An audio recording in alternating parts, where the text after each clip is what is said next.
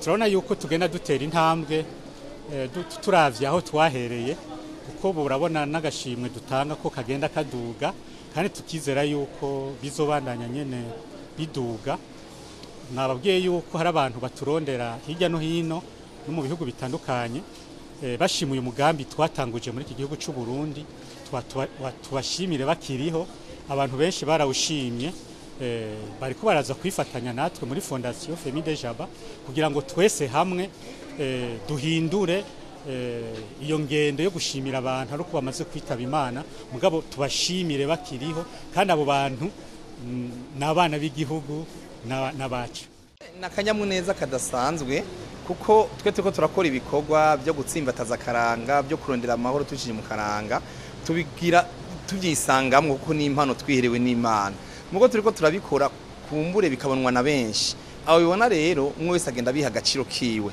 Uno munsi Fondation Famille Jaba yabigaragaje mu kugene babiha agaciro. Rero turahimbaye cyane kuko ni kimenyetso citeka cerekana yuko gitera intege umuntu mu gukora, urakora hama abo hirya no hino bakabiraba bagaheza bakabiha agaciro. Aha rero ni kimenyetso novuga yuko aba muri Fondation Famille Jaba bo barabaserukizi baserukiye benshi bakengurika ivyo dukora mugabo ntibije ahabona.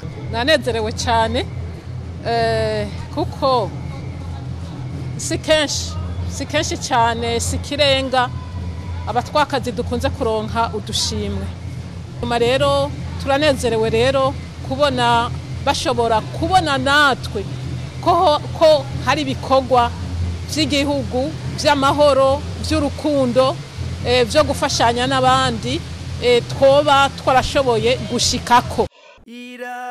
Radio Television